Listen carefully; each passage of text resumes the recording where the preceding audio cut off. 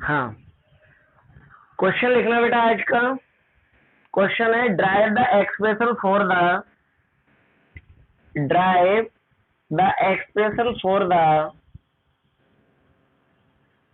amount of work done.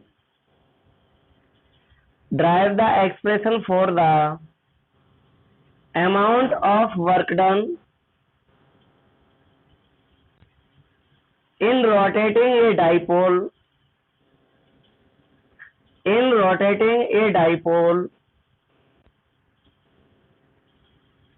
a uniform electric field in rotating a dipole in a uniform electric field in a uniform electric field। समझ आपको बेटा पूरी video मिलेगी complete, आप उससे note भी कर सकते हैं। कल का क्वेश्चन जो हमने वीडियो रिकॉर्डेड किया है वो कंप्लीट किया, क्वेश्चन आंसर शायद बिल्कुल भी उसमें कोई चीज मिस नहीं है, क्योंकि ज्यादातर वीडियो हम इसी तरह की रिकॉर्ड करते हैं उसमें कोई करेक्शन नहीं करना पड़े। इसलिए कीर्ति आप बहुत लेट आए हो बेटा, क्वेश्चन लिख लो, हम फिर से रिपीट कर रहे हैं। Drive the expression for the amount of work done. Drive the expression for the amount of work done in rotating a dipole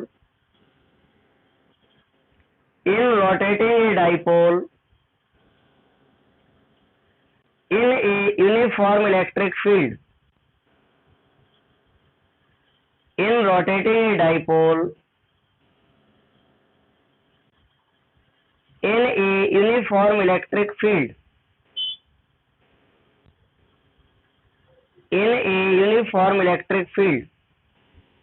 ठीक, अब पहले आप लोग इसका आंसर समझें। क्वेश्चन में क्या बोला गया है, पहले हम क्वेश्चन को देखें तो क्वेश्चन बिल्कुल कल वाला ही है। क्वेश्चन में आज भी यही बोला गया है कि एक यूनिफॉर्म इलेक्ट्रिक फील्ड है, तो पहले हम एक यूनिफॉर्म इलेक्ट्रिक फील्ड यहाँ बनाएंगे। ये हमने बनाया एक यूनिफॉर्म इलेक्ट्रिक फील्ड, ठीक है, यूनिफॉर्म इलेक्ट्रिक फील्ड। इस यूनिफॉर्म इलेक्ट्रिक फील्ड में आपका एक इलेक्ट्रिक डाइपोल प्रेजेंट है, तो हमने इस यूनिफॉर्म इलेक्ट्रिक फील्ड में एक इलेक्ट्रिक डाइपोल को प्रेजेंट कर दिया। ये इलेक्ट्रिक डाइपोल किससे कंसिस्ट होगा, पॉजिटिव और नेगेटिव चार्ज से कंसिस्ट होगा, ऐसे बनाते हैं। और ये सपोज दैट इस इलेक्ट्रिक डाइपोल का सेंटर पॉइंट है वो, जिसकी फर्स्ट हाफ लेंथ है L और second half length L, total मिला के पूरी इसकी लेंथ हो जाएगी 2L इस इलेक्ट्रिक डाइपोल की। इलेक्ट्रिक डाइपोल का नाम भी हम रख देते हैं, तो सपोज दैट इस इलेक्ट्रिक डाइपोल का नाम है A और B। ठीक, अब ये इलेक्ट्रिक डाइपोल इस इंटेंसिटी ऑफ इलेक्ट्रिक फील्ड के साथ कल जैसे थीटा एंगल बनाते हुए रखा था, आज इसे इस तरह से नहीं रखना है। आज के क्वेश्चन में थोड़ा ही चेंज होगा। आज के क्वेश्चन में बोला जाता है कि आपका electric dipole intensity of electric field में तो रखा है, लेकिन कल ये अपने आप घूम रहा था, रोटेट हो रहा था। आज ये अपने आप रोटेट नहीं हो रहा है। तो पहली बात तो कल अपने आप रोटेट हो रहा था, आज अपने आप रोटेट क्यों नहीं हो रहा है, क्योंकि आज हम इसको इस तरह से रखने वाले हैं। ये तो कल के डायग्राम की बात हो गई है। अब आज के डायग्राम की बात, कल के क्वेश्चन में ये हमारा इलेक्ट्रिक डाइपोल थीटा एंगल बनाते हुए रखा था इस तरह से, इसलिए रोटेट हो रहा था। इस पेन को भी अगर हम ऐसे रख दें बिल्कुल सेंटर पर इस तरह से, तो ये पेन भी अपने आप इस तरह से डिफ्लेक्ट होगी, हिलेगी। तो इसी तरह से थीटा एंगल बनाते हुए रखा था बिल्कुल इस तरह से, तो ये रोटेट हो पा रहा था। लेकिन आज के क्वेश्चन में ये इलेक्ट्रिक डाइपोल रोटेट नहीं हो रहा है। देखना क्यों नहीं हो रहा है, पहले उस बात का जवाब देते हैं। तो आप देखेंगे ये आपका इलेक्ट्रिक फील्ड बना है, ठीक है, यूनिफॉर्म इलेक्ट्रिक फील्ड है, ठीक है, बना यूनिफॉर्म इलेक्ट्रिक फील्ड। इस यूनिफॉर्म इलेक्ट्रिक फील्ड में आज भी आपका इलेक्ट्रिक डाइपोल रखा है ये वाला, ठीक है, लेकिन ये ऐसे रखा हुआ है, ऐसे मतलब इंटेंसिटी ऑफ इलेक्ट्रिक फील्ड के पैरेलल में रखा हुआ। और इस इलेक्ट्रिक डाइपोल का नाम क्या है, ए और बी। किससे कंसिस्ट है, पॉजिटिव चार्ज प्लस क्यू और नेगेटिव चार्ज माइनस क्यू से। इस इलेक्ट्रिक डाइपोल का सेंटर है O, फर्स्ट हाफ लेंथ है L, सेकेंड हाफ लेंथ है L, और टोटल लेंथ हो जाएगी इसकी 2L। ठीक है, अगर आपको उल्टा लग रहा हो दिखने में इलेक्ट्रिक डाइपोल तो अपन ऐसे लिख देते हैं AB। कैसे भी रखो, अपना इलेक्ट्रिक डाइपोल है, कोई दिक्कत वाली बात नहीं है। अब रखा है इलेक्ट्रिक डाइपोल, तो आपने देखा आज हमने इलेक्ट्रिक डाइपोल को इस तरह से रखा हुआ है, horizontal, intensity of electric field के साथ, उसी की डायरेक्शन में, उसी की पैरेलल डायरेक्शन में, और कल एंगल बनाते हुए रखा था। ऐसा क्यों? क्योंकि आज के क्वेश्चन में ये बोला गया है कि इलेक्ट्रिक डाइपोल अपने आप रोटेट नहीं होगा, इस इलेक्ट्रिक डाइपोल को हमें रोटेट करना है। तो अगर ये बिल्कुल सीधा रखा हुआ है 0 डिग्री के एंगल पर, इंटेंसिटी ऑफ इलेक्ट्रिक फील्ड की डायरेक्शन के साथ 0 डिग्री का एंगल बना रहा है, हॉरिजॉन्टल रखा हुआ है बिल्कुल, तो आप देखेंगे कि अपने आप रोटेट नहीं होने वाला, इसे हमें रोटेट करना पड़ेगा। और हम रोटेट करेंगे तो जब हम इसको रोटेट करेंगे तो रोटेट करने में कुछ वर्क करेंगे, उस वर्क डन की वैल्यू हमें फाइंड आउट करना है कि इसे रोटेट करने में हम कितना वर्क कर रहे हैं। समझ गए? तो आज इस इलेक्ट्रिक डाइपोल को हमें रोटेट करना है, ये अपने आप रोटेट ना हो, इसलिए इस इलेक्ट्रिक डाइपोल को हमने सीधा रखा हुआ है इंटेंसिटी ऑफ इलेक्ट्रिक फील्ड के साथ। और जब हम इसे रोटेट करेंगे तो रोटेट करने में कितना वर्कआउट कर रहे हैं, उस वर्क डन की वैल्यू हमें फाइंड आउट करना है। ठीक, दूसरी बात, इस पोजीशन में ये रखा हुआ है इलेक्ट्रिक डाइपोल बिल्कुल सीधा इंटेंसिटी ऑफ इलेक्ट्रिक फील्ड के पैरेलल, इस पोजीशन को बोलते हैं इक्विलिब्रियम पोजीशन। क्या बोलते हैं? Equilibrium position. ऐसा क्यों? क्योंकि ऐसी पोजीशन में इस इलेक्ट्रिक डाइपोल पर इस इलेक्ट्रिक फील्ड की वजह से पॉजिटिव चार्ज पर लगने वाला फोर्स और नेगेटिव चार्ज पर लगने वाला फोर्स सेम होता है, वैल्यू में भी सेम, डायरेक्शन में भी सेम और मैग्नीट्यूड में भी सेम। इस वजह से ये इलेक्ट्रिक डाइपोल अपने आप रोटेट नहीं होता है, ये इलेक्ट्रिक डाइपोल अपने आप रोटेट नहीं होता है। दोनों साइड पॉजिटिव चार्ज और नेगेटिव चार्ज पर जो फोर्स लग रहा है वो हर मामले में फोर्स सेम होता है, चाहे बात वो डिस्टेंस की हो, चाहे वो आपके लेकर के डायरेक्शन की हो, चाहे मैग्नीट्यूड की हो, इक्वल होता है। पॉजिटिव चार्ज पर नेगेटिव चार्ज पर लगने वाला फोर्स इक्वल होता है, मैग्नीट्यूड के साथ साथ डायरेक्शन में भी। इसलिए इसे बोलते हैं equilibrium condition.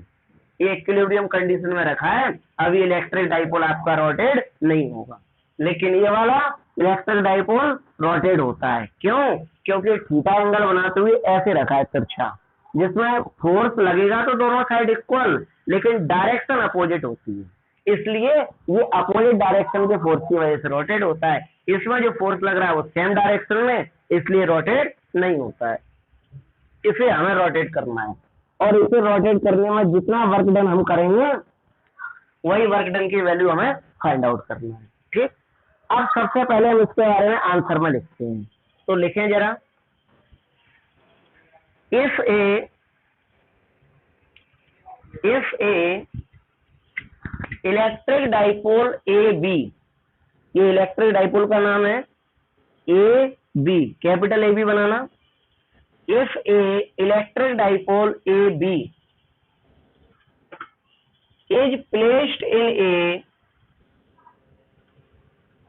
is placed in a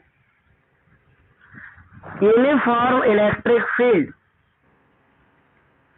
is placed in a uniform electric field,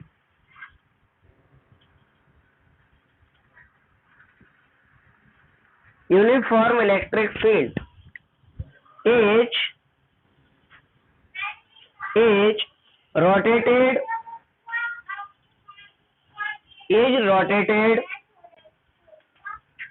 from the equilibrium position,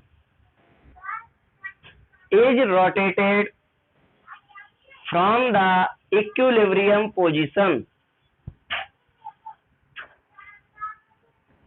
then work has to be done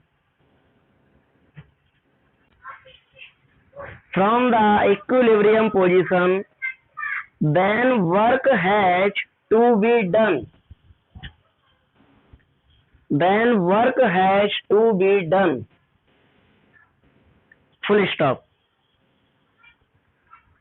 paragraph change करके लिखेंगे consider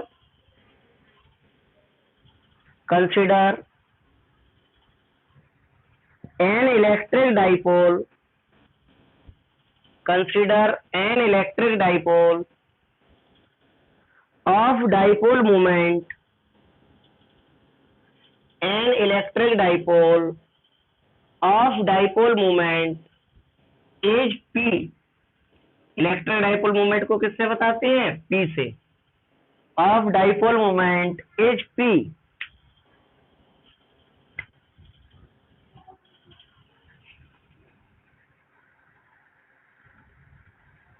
which has been rotated in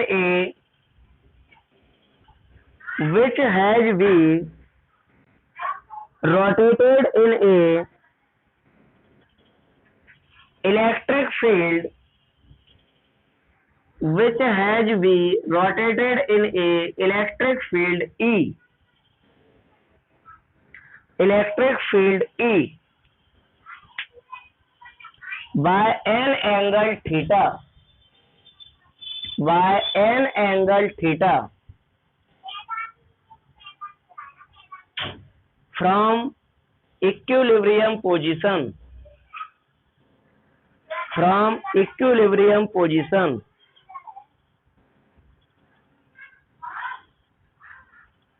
then torque acting on it will be from equilibrium position, full stop। और full stop लगा के लिखेंगे अपन, board पे लिखा है हमने, then torque, कल बताया था हमने टॉर्क फोर्स के बारे में, then torque acting on it will be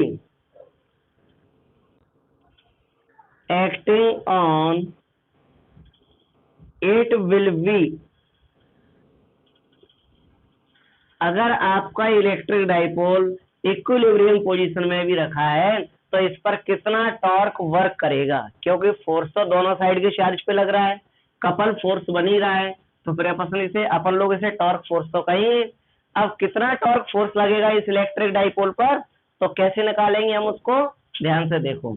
कल ही हमने टॉर्क फोर्स का फॉर्मूला आपको करवा दिया है कि अगर कोई इलेक्ट्रिक डाइपोल किसी इलेक्ट्रिक फील्ड में प्रेजेंट है तो उस पर कितना टॉर्क फोर्स लगता है, ये फॉर्मूला अपन लोग कल पढ़ चुके हैं। क्या था वो? टॉर्क, इसे हम टाउ से रिप्रेजेंट करते हैं और इसका फॉर्मूला कल अपन लोगों ने पढ़ा था, tau is equal to PE sin theta. यही आता है टॉर्क फोर्स का फॉर्मूला कि जब कोई इलेक्ट्रिक डाइपोल किसी इलेक्ट्रिक फील्ड में प्रेजेंट हो तो उस पर जो टॉर्क फोर्स लगेगा वो इतना लगेगा। कल हम इसको ड्राइव कर चुके हैं, तो इस पर भी इतना ही टॉर्क फोर्स लग रहा होगा। अब हमें क्या करना है, अब हमें इस इलेक्ट्रिक डाइपोल को रोटेट करना है, घुमाना है। कैसे रोटेट करेंगे, क्या करना है, इसका कोई भी एक कॉर्नर पकड़ लो, जैसे मान लो ये पकड़ लिया कॉर्नर ए, यही वाला कॉर्नर पकड़ लो बी, कोई सा भी एक साइड का पॉइंट पकड़ लो, एक साइड का कॉर्नर पकड़ लो और इस पॉइंट को ऐसे पकड़े ए को और यहाँ से ऐसे ऊपर की ओर उठाएं, ऊपर की ओर घुमाएं या फिर नीचे की ओर घुमाएं, किसी भी डायरेक्शन में ले जाओ आप, या तो ऊपर की ओर या फिर नीचे की ओर। मान लो पॉइंट ए को हमने ऐसे ऊपर की ओर उठा के ले गए, घुमा के ले गए, तो पॉइंट भी अपने आप नीचे की ओर जाएगा। बात समझ पा रहे होंगे हमारी। इलेक्ट्रिक डाइपोल तो पूरा एक ही है, लाइन तो एक ही है। अगर पॉइंट ए को हम ऊपर की ओर घुमाएं, ऊपर की ओर ले जाएं, तो ये पॉइंट भी अपने आप नीचे की ओर जाएगा। और पॉइंट ए ऊपर की ओर जाएगा, पॉइंट भी नीचे की ओर जाएगा, तो ये इलेक्ट्रिक फील्ड की ये जो लाइन है, सिंपल लाइन, इसके साथ कुछ एंगल बनाएंगे। कितना एंगल बनाएंगे? जितने एंगल से हम घुमाएंगे, जितने एंगल से हम रोटेट करेंगे। सपोज दैट आपको समझ में नहीं आ रहा तो हम एक डायग्राम बना के यहाँ बता देते हैं कि ये इलेक्ट्रिक फील्ड है आपका, यूनिफॉर्म इलेक्ट्रिक फील्ड। इस यूनिफॉर्म इलेक्ट्रिक फील्ड में भी आपका ये इलेक्ट्रिक डाइपोल ये भी इक्विलिब्रियम पोजीशन में रखा है, बैलेंस कंडीशन में रखा है। इसे रोटेट हमें करना है आज के क्वेश्चन में, और हमने इसका पॉइंट ए पकड़ के मान लो रोटेट करना स्टार्ट कर दिया ऊपर की ओर, अपवर्ड डायरेक्शन में। तो पॉइंट ए को हम यहाँ ले गए, इतना ऊपर घुमा दिया, पॉइंट ए यहाँ पहुंच गया। तो पॉइंट बी नीचे जाएगा कि नहीं जाएगा? स्वाभाविक है जाएगा। जब पॉइंट बी को आपने ऊपर उठाया तो बी तो नीचे जाने जाना है। जैसे बच्चों का झूला होता है, एक बच्चा ऊपर जाता है एक नीचे, सीसो जिसे बोलते हैं, फिर इधर का ऊपर उधर का नीचे। वैसी कंडीशन कि पॉइंट ए आपका ऊपर ले गए तो पॉइंट बी कहाँ जाएगा? नीचे जाएगा। बिल्कुल सही बात है। पॉइंट ए पर पॉजिटिव चार्ज है, बी पर नेगेटिव चार्ज है, वो तो आप जानते ही हैं। ये 0 पॉइंट है, ये लेंथ एल है, ये एल है, और पूरे इलेक्ट्रिक डाइपोल की लेंथ है 2l। लेकिन आपको देखना ये है कि अब आपका इलेक्ट्रिक डाइपोल इलेक्ट्रिक फील्ड वाली लाइन के साथ कुछ एंगल बना रहा है। दिख रहा है कहाँ बना रहा है एंगल? ये एंगल बनाते हुए नजर आ रहा है। ये दिख रहा है ये दोनों लाइनों के बीच में एंगल। ये इलेक्ट्रिक फील्ड की लाइन हो गई बिल्कुल सीधी, वो आपको दिख ही रही है। ये आपके पॉइंट वाली इलेक्ट्रिक डाइपोल वाली लाइन हो गई। इन दोनों लाइनों के बीच में ये एंगल बन रहा है। कितना एंगल बन रहा होगा? जितने एंगल से आपने घुमाया होगा। ये एंगल चाहे आप इस साइड का देख ले चाहे आप इस साइड का देख ले, बन तो बराबर ही रहा होगा। तो आप देख रहे होंगे कि यहाँ पे कितना एंगल बनेगा? 0 डिग्री, 10 डिग्री, 20, 60, 90, 180, कितना बनेगा? तो जितना आप पॉइंट ए को ऊपर घुमाएंगे, उतना ऊपर ले जाएंगे, उतना एंगल यहाँ पर इलेक्ट्रिक फील्ड और इलेक्ट्रिक डाइपोल के बीच में बनेगा, जैसे कि कल वाले क्वेश्चन में बन रहा था। तो आज हमें यही करना है कि पॉइंट ए को इस तरह से नीचे से ऊपर की ओर घुमा करके ले जाना है, तो इलेक्ट्रिक डाइपोल इलेक्ट्रिक फील्ड वाली लाइन के साथ कुछ एंगल बनाएगा। ठीक, और जितना एंगल बनाएगा उसी हिसाब से आपका वर्क डन निकलेगा, क्योंकि आप जितना ऊपर ले जाएंगे उसी हिसाब से एंगल बनेगा, और जितना एंगल बनेगा उतना वर्क डन होगा। तो सबसे पहले हम क्या करेंगे कि हम इस इलेक्ट्रिक डाइपोल का जो पॉइंट है उसको हाथ से पकड़ेंगे, ऊपर की ओर रोटेट करेंगे, लेकिन पहले टेस्ट करेंगे क्या हम इसे रोटेट कर सकते हैं कि नहीं। और टेस्ट करने के लिए पहले हम इसे कम एंगल से घुमाएंगे। कितने कम एंगल से? तो मान लो ऐसे एंगल को तो हम थीटा से बता रहे हैं, कुछ भी एंगल बनता है उसको थीटा से बताते हैं, लेकिन अगर कम एंगल से बता रहे हैं, कम एंगल बना रहे हैं, तो क्या बताएंगे? D theta. पहले भी हम बता चुके आपको पिछले क्वेश्चनों में कि डी जिसके साथ में लग गया समझ लो वो छोटा हो गया। एक कलेक्टर और दूसरा डिप्टी कलेक्टर, छोटा हो गया डी लगने के बाद। ऐसे ही आपका अगर आप इसे कम एंगल से घुमा रहे हैं, चेक करने के लिए हम उठा पाते हैं कि नहीं, तो आपने कम एंगल से घुमाया तो थीटा के साथ में क्या लगा दिया? D theta. इसका मतलब आपके द्वारा जो रोटेशन की बात जो एंगल बन रहा है वो एंगल काफी स्मॉल है, और जब ज्यादा एंगल से घुमाएंगे तब बना देंगे थीटा।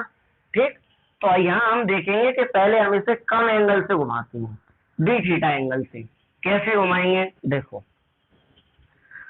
तो सबसे पहली बात हमें इसको लिखना पड़ेगा।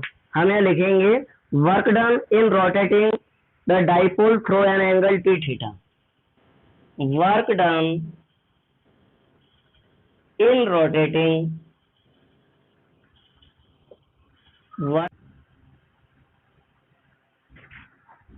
हाँ,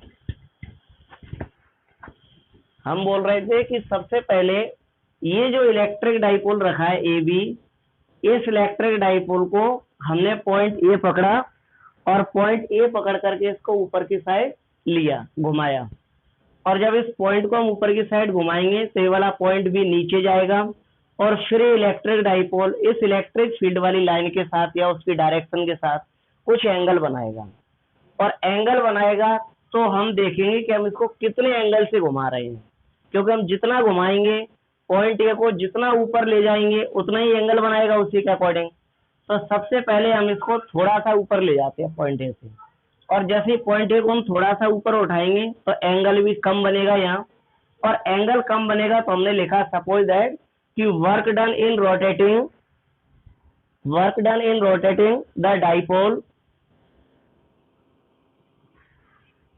the dipole through on angle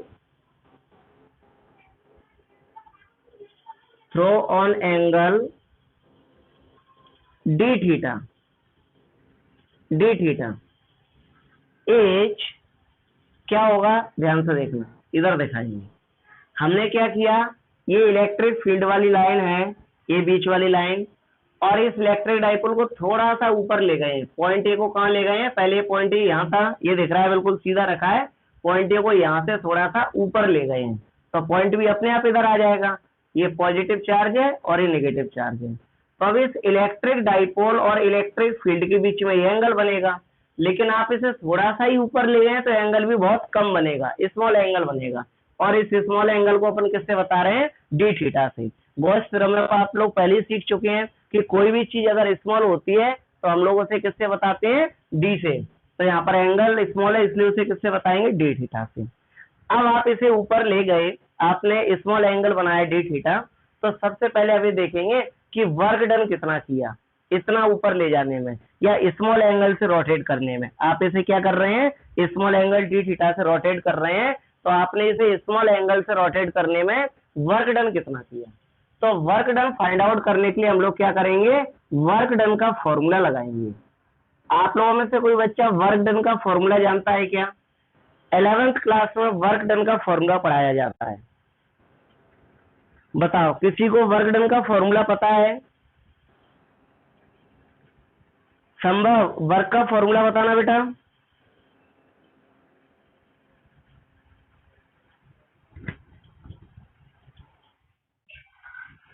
नहीं, मास इनटू डिस्प्लेसमेंट नहीं है। बिल्कुल बिल्कुल राइट, वेरी गुड, शाबाश।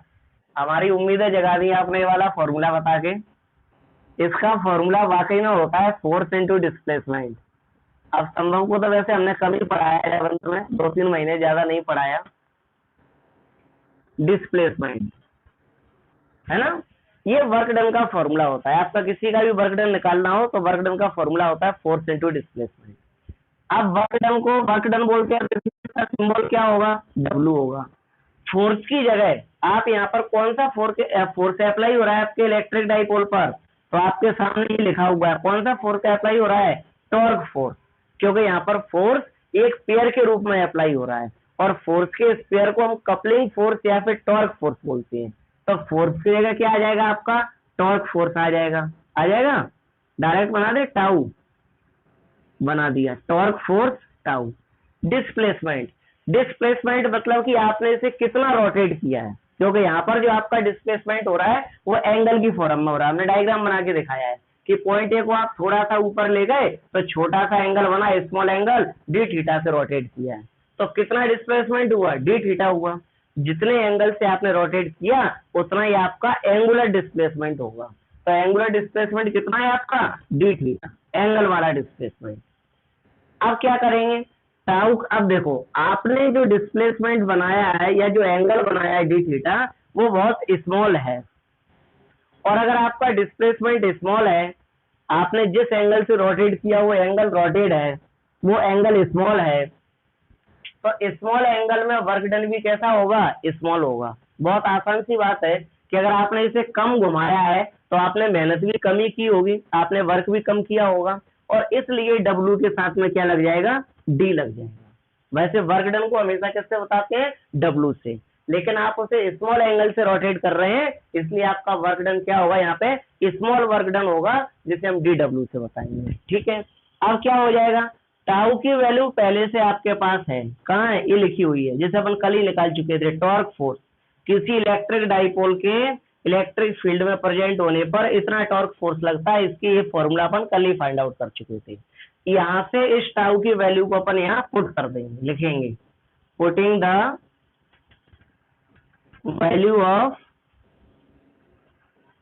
Of tau. अब कैसे पुट करेंगे, D W is equal to, tau की वैल्यू कितनी है, PE sine theta into D theta की जगह डी थीटा। क्या कर दिया, यहाँ से जो टाउ की वैल्यू है पी साइन थीटा, हमने टाउ की जगह पर लिख दिया, डी थीटा की जगह पर डी थीटा लिख दिया है, डी डब्ल्यू की जगह डी डब्ल्यू लिख दिया। आपका स्मॉल वर्क डन आ गया कि अगर आपने स्मॉल एंगल से इसे रोटेट किया है, छोटा सा कोण बनाते हुए रोटेट किया है, तो आपका इतना स्मॉल वर्क डन होगा। और अब हम सक्सेस हो गए इसे स्मॉल एंगल से रोटेट करने में, और जब स्मॉल एंगल से रोटेट करने में सक्सेस हो गए तो अब क्या करेंगे, लार्जर एंगल बनाते हुए रोटेट करेंगे, बहुत ज्यादा एंगल से रोटेट करेंगे। जैसे एक एग्जांपल के तौर पे हम समझने के लिए बोल सकते हैं, सपोज दैट अभी हमने इसको 5 डिग्री पर रोटेट किया है, कितना एंगल बन रहा है यहाँ, 5 डिग्री स्मॉल एंगल। तो अब हम सक्सेस हो गए हैं, जिसका स्मॉल वर्क डन हमने निकाल लिया है। अब हम इसको 30 डिग्री, 60 डिग्री, 90 डिग्री, 180 डिग्री एक लार्जर एंगल से रोटेट करके देखेंगे, और फिर उस लार्जर एंगल में कितना वर्क डन करना पड़ेगा वो अपन फाइंड आउट करेंगे। तो इसके लिए सबसे पहले हम लिखेंगे यहाँ पर therefore work done in rotating is therefore work done in rotating therefore work done in rotating it by an angle theta is by an angle theta. पहले हम कितने एंगल से रोटेट कर रहे थे? डी थीटा से। इस बार कितने एंगल से रोटेट कर रहे हैं? थीटा से, क्योंकि हमने टेस्ट करके देख लिया है, हम इसमें सक्सेस हो गए हैं। अब हम इसको लार्जर एंगल थीटा से रोटेट करेंगे, और जब ज्यादा एंगल से रोटेट करेंगे तो आपको पता है इसे ज्यादा घुमाने के लिए, ज्यादा एंगल से रोटेट करने के लिए हमें ज्यादा एनर्जी लगाना पड़ेगी, हमारा वर्क डन ज्यादा होगा, और वर्क डन ज्यादा होगा तो कितना होगा उसे अपन कैसे निकालेंगे? तो ये सब अपन को फिर से नहीं करना है कि फिर से वर्क डन का फॉर्मूला लगाओ फिर से उसे फाइंड आउट करो, ये नहीं करना पड़ेगा अपन को। जो अपन स्मॉल वर्क डन पहले निकाल चुके हैं, इस स्मॉल वर्क डन को डायरेक्ट हम इस थीटा एंगल के लिए लार्जर वर्क डन में कन्वर्ट कर लेंगे। ये तो हमें मालूम है कि अब हम ज्यादा एंगल से घुमा रहे हैं थीटा एंगल से, तो अब वर्क डन भी ज्यादा होगा, लार्जर होगा। तो अब लार्जर वर्क डन में डायरेक्ट इस स्मॉल वर्क डन को अपन कन्वर्ट कर लेंगे। कैसे? देखो, dw is equal to PE sin theta into D theta, ये स्मॉल वर्क डन लिखा है। इसी स्मॉल वर्क डन को डायरेक्ट लार्जर वर्क डन में कन्वर्ट कर लेंगे। कैसे करेंगे? जिन बच्चों ने गॉस थ्योरम पढ़ी है वो ज्यादा अच्छे से समझ पाएंगे इस बात को। आपको हमने बताया था कि मैथमेटिक्स में एक चीज होती है इंटीग्रेशन। अभी आप लोगों के साथ हो सकता है 12th में ना पढ़ी हो, तो अभी पढ़ेंगे। आपके सिलेबस में कम से कम 4-5 चैप्टर है इंटीग्रेशन के। इंटीग्रेशन होता है, और इंटीग्रेशन एक ऐसी चीज है जिसका मेन काम होता है किसी स्मॉल वैल्यू को लार्जर वैल्यू में कन्वर्ट करना। ये इंटीग्रेशन का काम होता है। हम यहाँ पर स्मॉल वर्क डन पहले ही निकाल चुके थे। अब हमें मालूम है कि अगर थीटा एंगल से घुमाएंगे तो वर्क डन ज्यादा होगा, लार्जर होगा। तो हम इतना क्यों सॉल्व करेंगे लार्जर वर्क डन निकालने के लिए? डायरेक्ट इंटीग्रेशन करके इस स्मॉल वर्क डन को डायरेक्ट लार्जर वर्क डन में कन्वर्ट कर लेंगे। कैसे? इसके लिए हमें क्या करना पड़ेगा? दोनों साइड का इंटीग्रेशन करना पड़ेगा, इस साइड का भी और इस साइड का भी। कर दिया, ये इंटीग्रेशन का सिंबल है, दोनों साइड का इंटीग्रेशन हो गया। ठीक, अब इंटीग्रेशन में क्या होता है? लिमिट लगती है। हमने बोला था कि लिमिट वाला क्वेश्चन आगे आएगा, हम बताएंगे। आज लिमिट वाला क्वेश्चन आ गया। इंटीग्रेशन में क्या होता है? लिमिट लगती है। लिमिट मतलब आप इसे कितना मिनिमम वर्क डन रखना चाहते हैं और इसका कितना मैक्सिमम वर्क डन रखना चाहते हैं। तो यहाँ पर वर्क डन के अकॉर्डिंग आपकी लिमिट बनेगी। तो सबसे पहले हम वर्क डन की बात करें, इधर वर्क डन की लिमिट बनाने की बात, तो आप मिनिमम वर्क कितना करेंगे? 0 से कम तो नहीं कर सकते। तो आपकी मिनिमम लोअर लिमिट क्या हो गई? 0, जो कि नीचे लिखी जाती है, और ऊपर लिखी जाती है यहाँ पर हायर लिमिट। तो आप मैक्सिमम वर्क कितना करेंगे? तो मैक्सिमम वर्क तो कितना भी हो सकता है। उस मैक्सिमम वर्क को अपन किससे बताएंगे? W से। वर्क को किससे बताते हैं? W से बताते हैं। तो आपका वर्क हो गया W। यहाँ पर वर्क को DW से क्यों बताया है? क्योंकि यहाँ पर वर्क डन आपका स्मॉल है, इसलिए DW से बताया है। लेकिन अब तो हम लार्जर वर्क डन निकाल रहे हैं, तो मैक्सिमम वर्क आपने W बता दिया और मिनिमम वर्क कितना करेंगे वो हमने 0 मान लिया। तो आपकी वर्क डन की लिमिट बन गई 0 और W। ठीक है, इसी तरह से इस साइड भी लिमिट बनाना पड़ेगी। और आपको पता है कि ये वर्क डन कितना होगा, तो आपको पता है वर्क डन कितना होगा, ये डिसाइड इस बात पर करता है कि हमने इस इलेक्ट्रिक डाइपोल को कितने एंगल से रोटेट किया है। जितने एंगल से रोटेट करेंगे वर्क डन उतना ही होगा।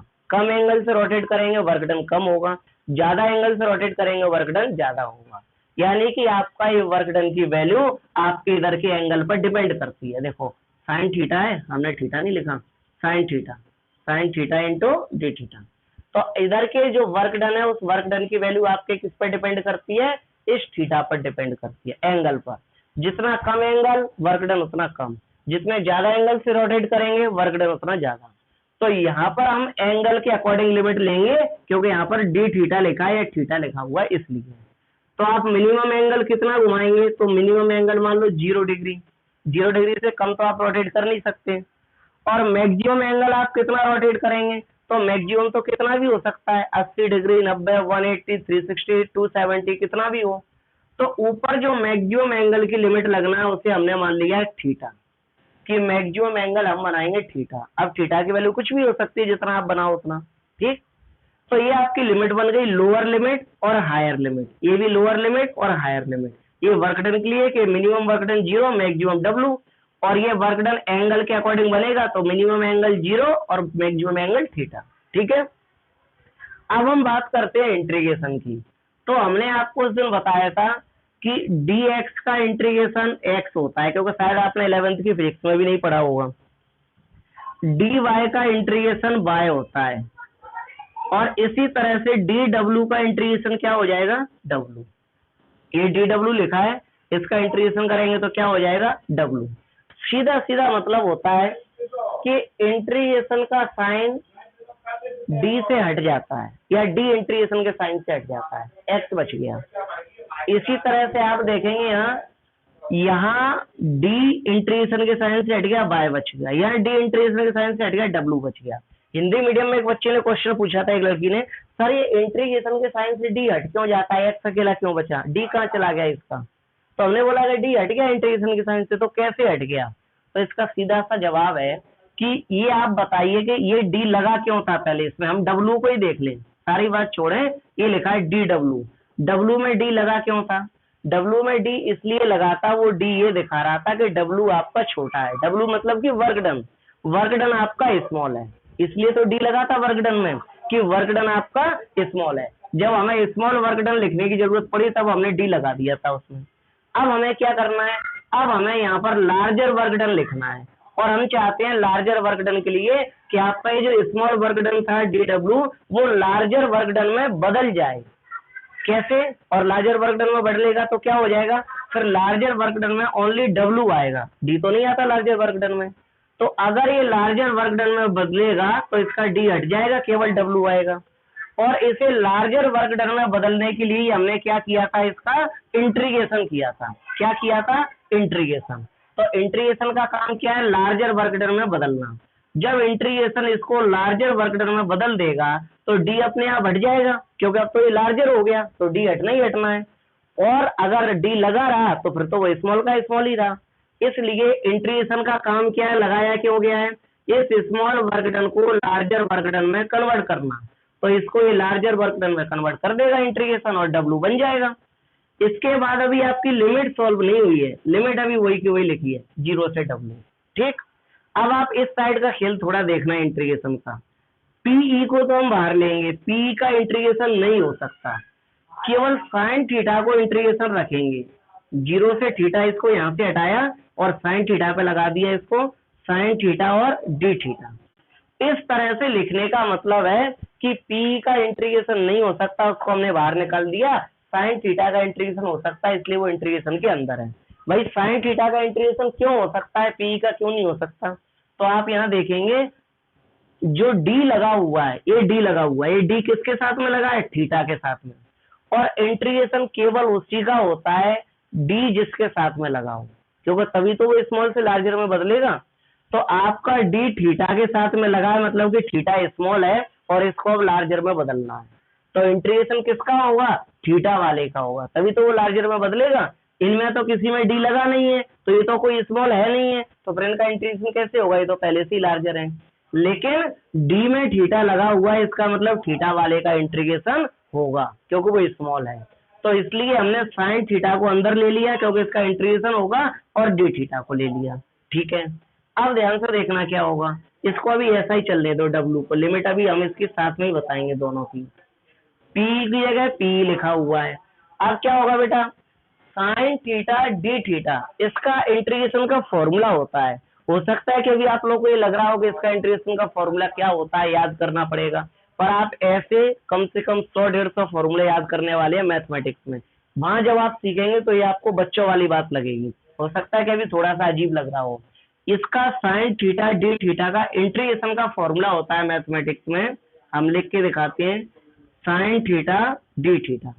अगर कहीं ऐसे लिखा हुआ है integration sine theta d theta, तो इसका फॉर्मूला होता है मैथमेटिक्स में माइनस का कॉस थीटा।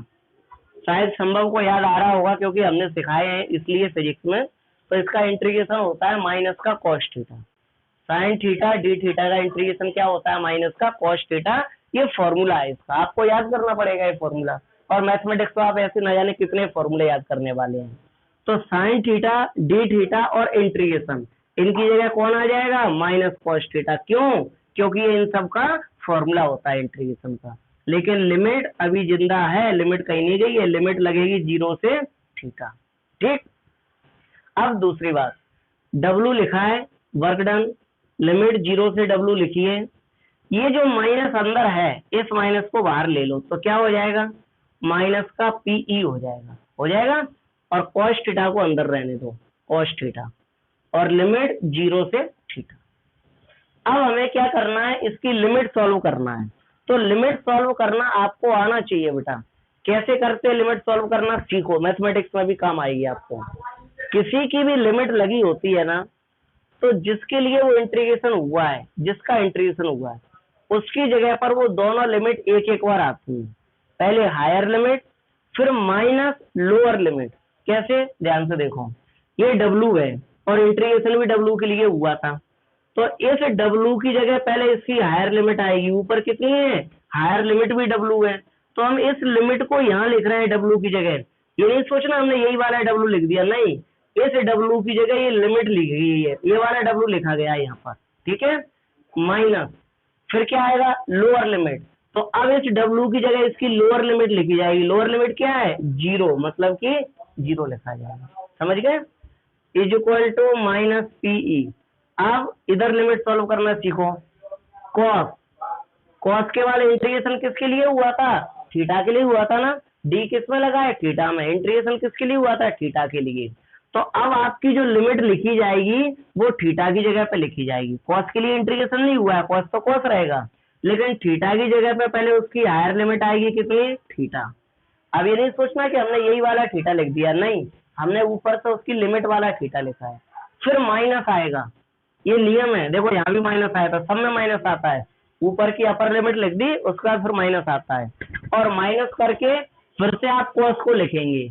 लेकिन इस बार आप कॉस के साथ थीटा को नहीं लिखेंगे, क्या लिखेंगे, कॉस की लोअर लिमिट। लोअर लिमिट कितनी है, 0। यहाँ पर अपन ऊपर वाली लिमिट लिख चुके हैं थीटा।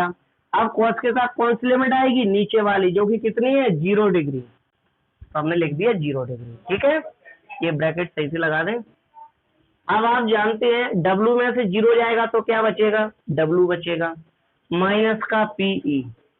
अब आप जानते हैं कॉस थीटा, कॉस 0 की वैल्यू कितनी होती है, तो सबको पता होगा कॉस 0 की वैल्यू होती है बेटा 1, तो हमने लिख दिया 1। सही है।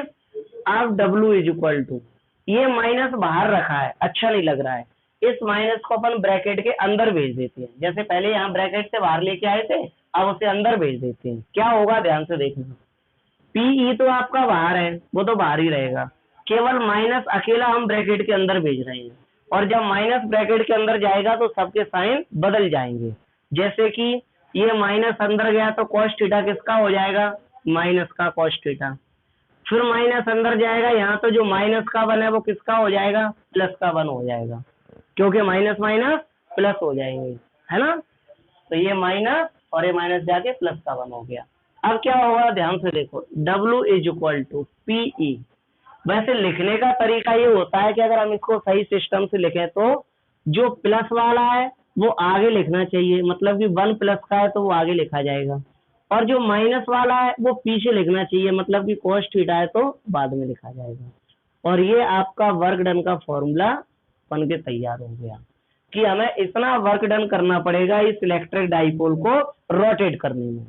लेकिन अब इसके बाद इसकी कंडीशन भी बनेगी कि ये वर्क डन कितने एंगल पर मिनिमम होगा, कितने एंगल पर मैक्सिमम होगा। जैसे कल हमने पढ़ा था कि कितने एंगल पर टॉर्क फोर्स मिनिमम लगेगा और कितने एंगल पर टॉर्क फोर्स मैक्सिमम लगेगा। तो इसकी कंडीशन किस आधार पर बनेगी, एंगल के आधार पर, क्योंकि हम इसको एंगल के आधार पर ही घुमा रहे हैं, वर्क डन एंगल के आधार पर ही हो रहा है, तो इसकी कंडीशन भी एंगल के आधार पर बनेगी। तो हम इसके केस पढ़ेंगे। केस 1, पहला केस पढ़ेंगे कि कितने एंगल पर वर्क डन आपका कितना होगा। तो पहला केस हम पढ़ें और एंगल ले ले, मान लो minimum 0 degree, if theta is equal to 0 degree. ठीक है, मिनिमम एंगल ले लिया हमने, तो वर्क डन कितना हो जाएगा बेटा, तो वर्क डन होगा W is equal to PE, कितना फॉर्मूला है ब्रैकेट में 1 माइनस कॉस थीटा, तो हम यहाँ लिख देंगे ब्रैकेट में 1 माइनस कॉस थीटा। तो W is equal to PE 1 minus cos theta की जगह आप क्या लिखेंगे 0 डिग्री। अगर मान लो आप इसे 0 डिग्री से रोटेट करते हैं तो आप थीटा की जगह क्या लिखेंगे 0 डिग्री। तो आपका वर्क डन क्या होगा W is equal to PE 1 minus cos 0 की वैल्यू कितनी होती है, सब बच्चे जानते हैं कॉस 0 की वैल्यू कितनी होती है 1 होती है, अभी भी हमने यहाँ लिखी थी कॉस 0 की वैल्यू 1 है ना। तो क्या हो जाएगा W is equal to PE 1 minus 1 कितना हो जाएगा 0, यानी इंटू में 0 आएगा। तो W इज इक्वल टू सब कुछ 0, यानी आपका वर्क डन कैसा होगा मिनिमम होगा, आपका वर्क डन मिनिमम होगा, मिनिमम मतलब सबसे कम होगा। ठीक है, अब इसके बाद सेकंड केस को हम पढ़ें तो केस इसका सेकंड, या आप ये भी कह सकते हैं कि ऐसी कंडीशन में आपका वर्क डन 0 होगा, ये भी बोल सकते हैं आप। इसके बाद हम इसकी सेकंड कंडीशन पढ़ें, क्या मान लो हम इस इलेक्ट्रिक डाइपोल को 90 डिग्री से घुमा दें। 90 डिग्री कैसे, इलेक्ट्रिक फील्ड ऐसे में और इलेक्ट्रिक डाइपोल को हमने ऐसे कर दिया, ये पॉइंट यहाँ बी, यहाँ कितना एंगल बन रहा है 90 डिग्री का। तो इफ एंगल अगर आपका थीटा इज इक्वल टू कितना हो 90 डिग्री हो तो वर्क डन कितना होगा। तो क्या करेंगे वर्क डन का फॉर्मूला लगाएंगे, W is equal to PE 1 minus cos theta. तो W is equal to PE 1 minus cos theta की जगह आप क्या लिखेंगे cos 90 लिखेंगे, और cos 90 की वैल्यू आप जानते हैं कितनी होती है 0 होती है cos 90 की वैल्यू। तो W is equal to PE 1 minus cos 90 की वैल्यू 0, तो क्या हो जाएगा W is equal to PE बचेगा, क्योंकि 1 में से 0 गया तो 1 बचेगा, और 1 का मल्टीप्लाई PE में करो तो PE बचेगा। तो W is equal to PE, यानी ऐसी कंडीशन में आपका वर्क डन मैक्सिमम होगा। कैसा होगा मैक्सिमम। अब आप लोग आसानी से इसे देख सकते हैं, और अगर कोई चीज आपको समझ में नहीं आई हो कहीं तो आप लोग पूछ